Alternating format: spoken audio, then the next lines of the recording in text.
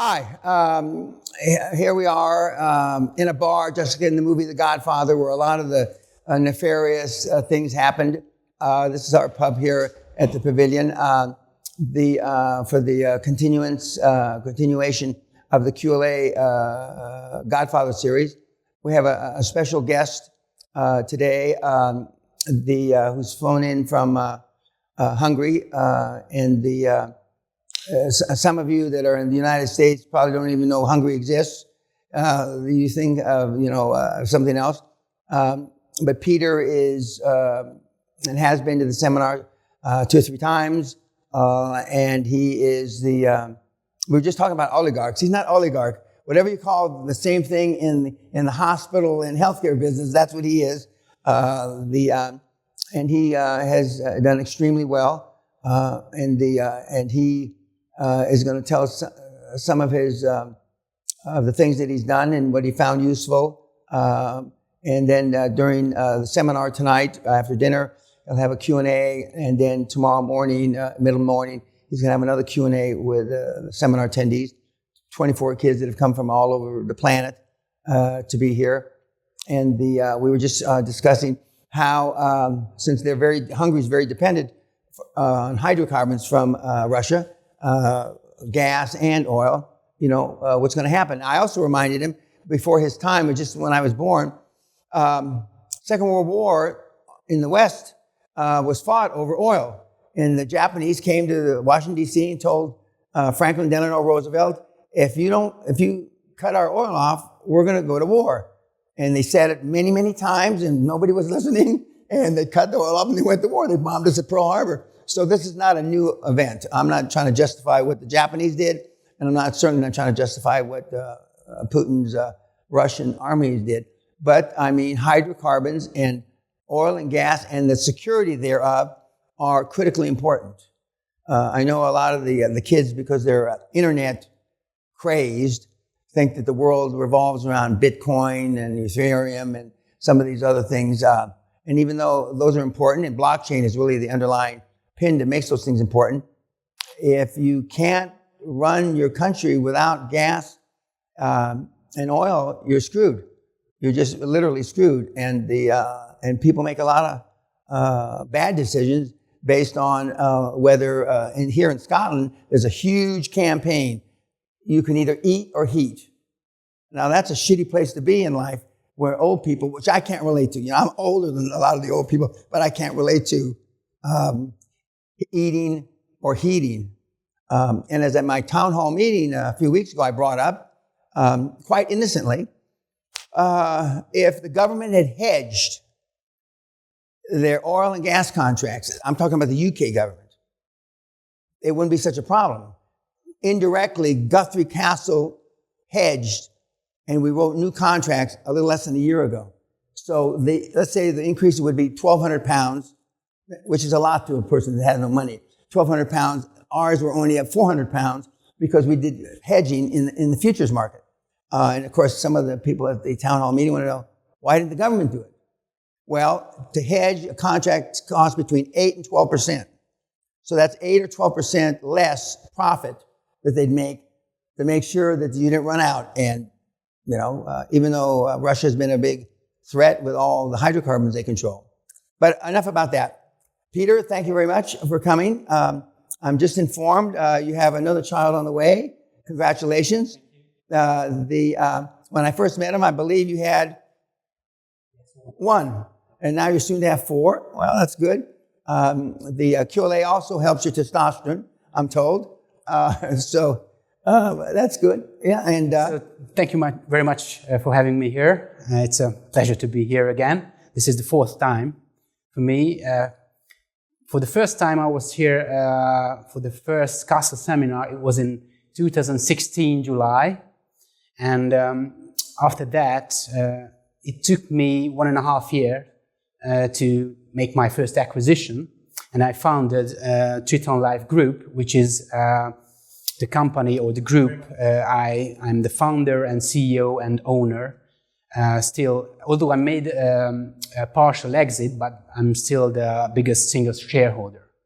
And yeah, it's been 6 years, And yeah, during these 6 years, I followed the steps of QLA, and it was very, very helpful for me to achieve this so-called success.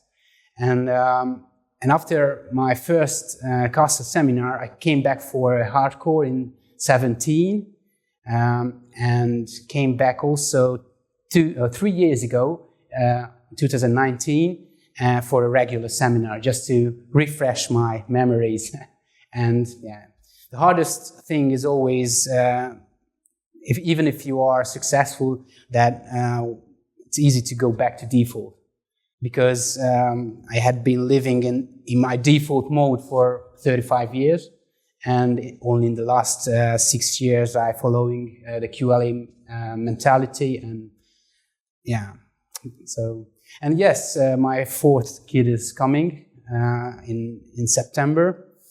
So you have boys and girls? I have a girl, 2 boys, and the fourth will be a boy too. Oh, yeah. Okay. What makes his experience, I don't like to use the word special, but is special, is that his personality, makeup, his persona is closer to the majority of the people that study QLA. As he says on other webinars, I'm just a regular guy. What he leaves out, he's smart, he had an education, some of which hampered him more than probably helped him. And he was in a small market, and he couldn't do too many fuck-ups because he's in a small market, and that the fact that you make a mistake or piss somebody off has a ripple effect that could be devastating. But he got through that, and he's knocked off. I want him to explain the kind of businesses he's in, because having kids in Hungary is hot, and getting inseminated is big business there. Why don't you tell us a little bit about the acquisitions you made? Yeah, my first acquisition was in 2018, May. We bought a gynecology clinic, and it's also a delivery center. 1,800 babies born a year. Oof. There, so it's quite a big institute. And it had about 70 million turnover, yearly revenue that year. So it was a relatively small business. And of course, it had a in vitro fertilization business part as well, which was very successful. And from that, we have so after this acquisition, we have made several others in the country, and also started to build a brown and greenfield investments, and built new hospitals or renovated existing ones, and started the operation. Currently, we have 12 locations in Hungary, 7 private hospitals, 4 medical centers, these means outpatient centers, and 1 laboratory, and around 800 people working for us. So it's a quite big organization already. And our yearly revenue will be around 40 million euros this year. Now, you used to have a chart where you were the third biggest, and the second biggest wasn't for sale, and the first biggest wasn't for sale, if I remember correctly. And then you moved from third to second. Yeah, now we are. I think we are now the biggest healthcare provider, private healthcare provider in Hungary.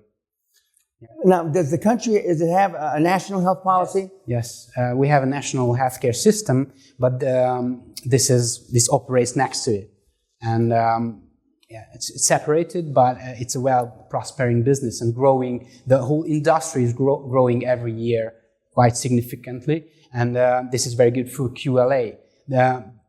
Why it was hard is because, as you told, that there were only a few companies on the market. So we had only, I think, 12 or 15 companies at the whole market. And out of them, only a few wanted to sell. And that's why we have to build and expand, not anymore via acquisition, but via greenfield investment.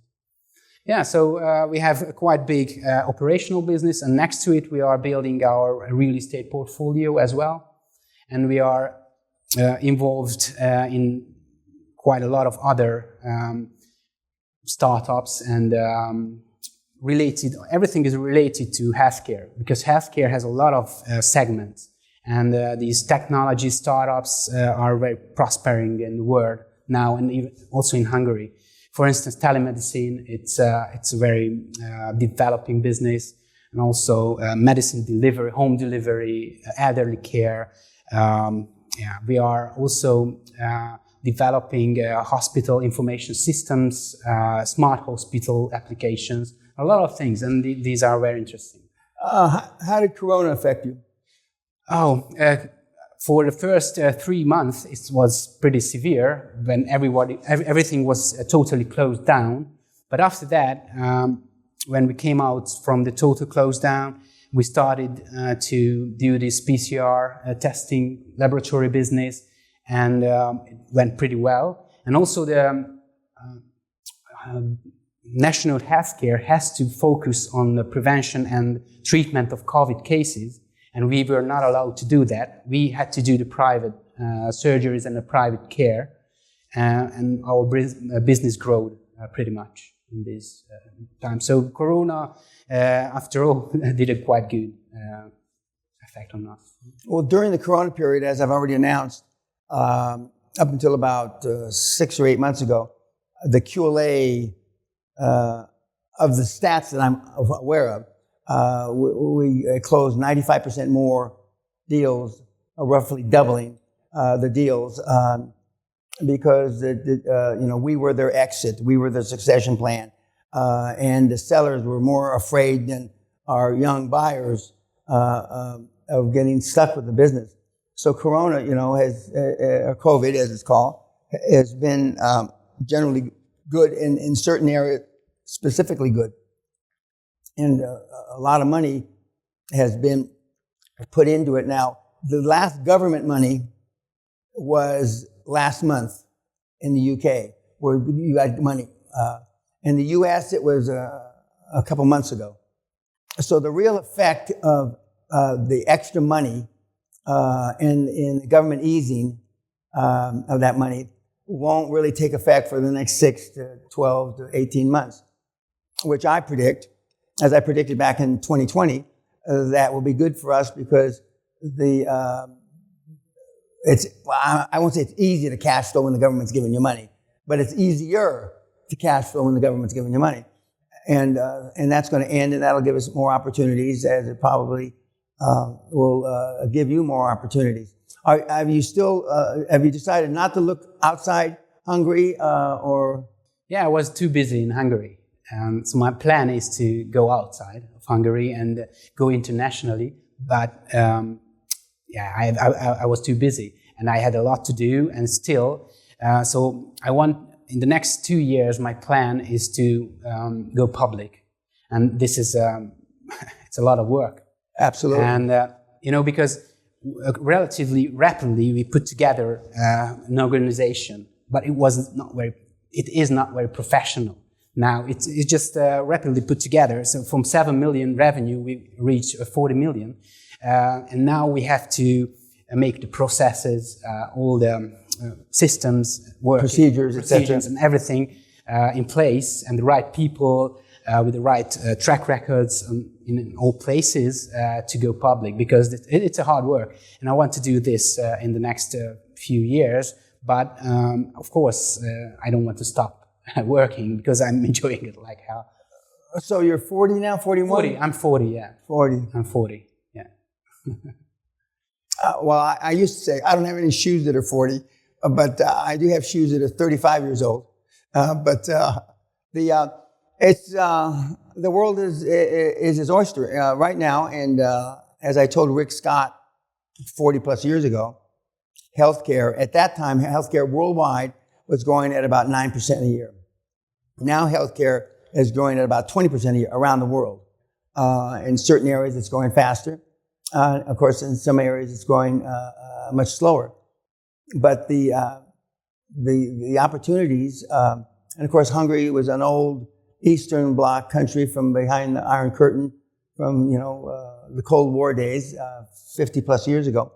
As an aside, a few months ago, I was in Washington, D.C. for a board meeting, and a young man in a wheelchair drove up to me, and he was the youngest congressman in the United States, 25 years old. And he said, I watch you, and I use your methodology in Congress, blah, blah, blah. And his phone rang. He said, I apologize. And then it was Donald Trump. Oh. And he says, can I take this? I said, go ahead. Yes, sir. No, sir. Yes, sir. I can get that done, sir. Thank you, sir. I have to run now. Thank you very much. So...